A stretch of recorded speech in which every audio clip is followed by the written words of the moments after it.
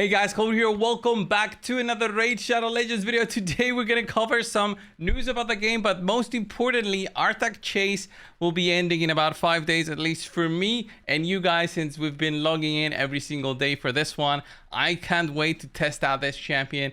Raid on their official YouTube page have already showcased his actual skills. We've read them through. We know what he does. He's got a triple AoE attack. Is he gonna be more than the $5,000 $5,000 champion that Raid is actually selling through their Plarium play points program? Well, yeah, he's gonna be 10 times, 100 times better than Saoirse. We can cover her in a little bit, but I'm so excited about Artak and finishing this champion. Finishing this chase, I'll get this champion maxed out and actually start using him in hard Hydra and to showcase him in maybe hard Hydra, hard mode dungeons, to showcase how easy it is for newer accounts to use this champion to progress through Hydra, to start getting all that gear. The stone skin, the protection gear is really important, and also the soul stones really play a role when you get them basically for free. So slowly working on that one should be the goal of everybody, and this free champion I think is going to be the key. I did not expect to give out such a champion for free. Triple AoE attack, his skills ramp up as his HP is destroyed. Triple AoE attacks also means you can use him in a stun set. If you're having issues with the Doom Tower, he's going to be very good for control in there, just because he has all those attacks, possibly stunning the opponents. And then we compare him also to I was thinking about it earlier today. Saoirse, you need to get 25,000 Plarium play points, which is basically $5,000 spent in the game. 5,000. Well, yeah, because you get some points for free, but overall it's $5,000. And it's so funny that they've given out this champion for the Sylvan Watchers, a faction, by the way, that is launching very soon. We'll cover that in a little bit, but this champion is basically like an epic in disguise with you know, legendary books as requirements. Such a bad champion with HP burn not even 100%. Then some turn meter control here on the A3, and then the A1 just increasing the duration. This should have been at least an HP burn activation for us to even consider it. An AoE attack that does HP burn activation, she would have been quite good. I mean, even if it wasn't 100% chance to activate, quite good. But overall, she needs to get attacked here for the HP burn to be activated, which is not gonna be that great. Maybe, now that I think about it, maybe for the Hydra, but you would need to make it very specific for it to actually be good, and the chance it is not that high anyway. But yeah, I think Artak is gonna be the one everybody will and should be maxing out.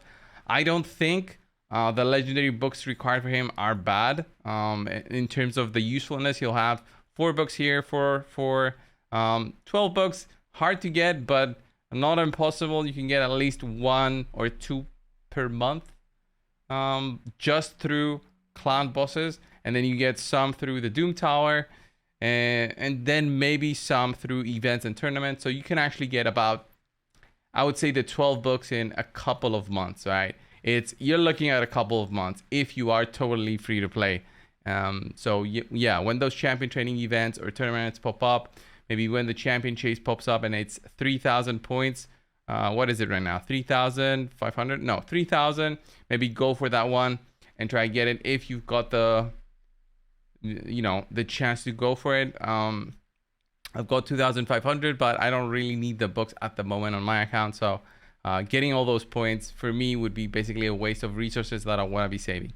Anyway, guys, we got some big news here. Let me just cover that in just a second. The Raid Digest was out, and if we click on here, boom, Oracle posted this earlier today. The code chase, by the way, the code chase, if you guys don't know what it is, when the Raid Call of the Arbiter series is out every single week, we're gonna be getting codes secretly within the episode that we have to decipher and actually use within the game, and we'll get some freebies. We got 3 energy refreshes last week, so I wonder if that's going to be the same thing, or I wonder if it's going to be different for the next week.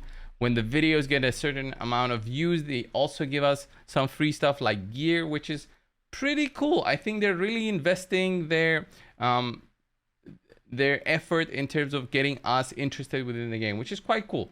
Quite cool. And yeah, it does say the system stopped accepting codes from all users on all devices on the 1st of August. iOS users, by the way, have to use a different website to claim those codes instead. So have that in mind. Big thing here with the changes, some bug fixes, guys. The advanced gear selling filter had a big issue. I covered that in a video earlier when this was out through a patch. This was just completely not working, so they completely disabled it. And that was a good choice to do so because it was probably messing people's farming sessions. And then we had this kind of issue with the artifact sets that could possibly... Artifact sets that apply any sort of debuff, either sleep, toxic, stun. All of those sets could possibly proc twice on champions such as Uko. All right, Uko, I know Saphira covered it. I'm not sure if Saphira found it. Either way, Saphira brought it to light, at least to my knowledge, on how this would work on Uko, and he could possibly have somebody was quoting 40% chance to stun instead of the 18% chance plus the 5% chance you get from masteries. So Uko was one of those champions where it would feel like stuns were occurring more often than not because they were. All right, so it's in the horizon to fix this bug. If it's a bug, I'm happy about it, but if it's a bug that only players find and not the quality testers that Plarium actually pays, it's kind of an issue, right? And then we've got the live arena. This live arena part I found very interesting because it seems that Plarium has missed the goal of the live arena launch. The live arena launch should have been the top quality at the moment of content, top content in the game, top quality in terms of what everybody would be doing using the different champions. But what it seems right now is just use the top 5 champions for arena, use Marichka, Taras, use Harima, and then possibly Yumiko, Sifi, or Sifi, Duchess. That's pretty much it, guys. That's pretty much it. Live arena at the moment. They should be going in there with using this as a way to expand the game for us content creators to actually make content on different champions used in this one, to showcase it as much as possible, get videos out there. But it seems to be that they went the lazy route, right? And the lazy route is what they've done, where nothing has changed. And they did mention that, look at this, it's gonna take a lot of time for you to find opponents if you're in a higher tier. And they didn't say anything about fixing this one. They didn't say anything about maybe wins, giving you extra rating. If you have 2 wins in a row, 3 wins in a row, you get 10 rating instead. So you can actually climb up faster, get into the higher tiers, earn more crests. It's not medals, by the way, guys. It's crests when you upgrade the new Great Hall bonuses. So they could have done that, but they didn't go with that route anyway. And then they said something about the champion tags here, which I don't get why.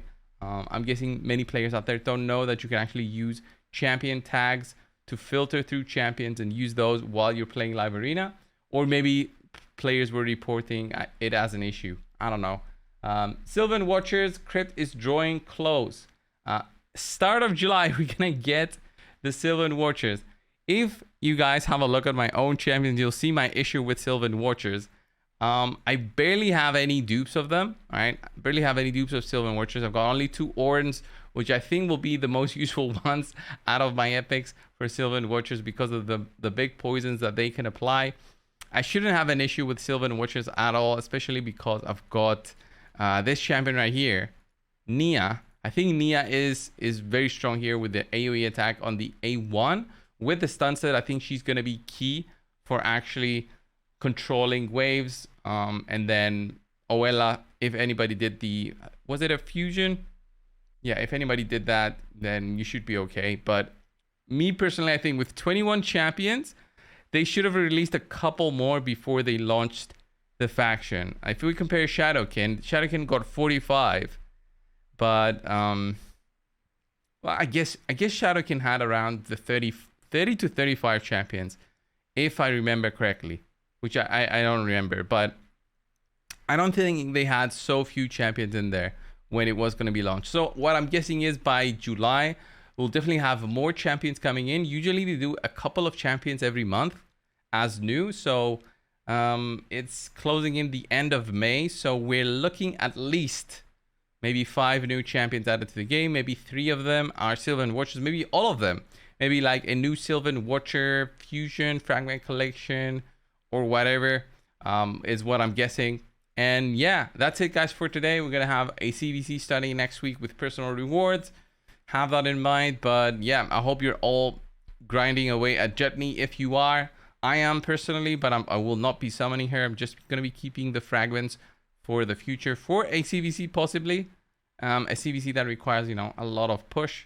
And that's it for today's video. Thank you all for watching. Subscribe if you haven't already. I'll see you guys soon. See ya.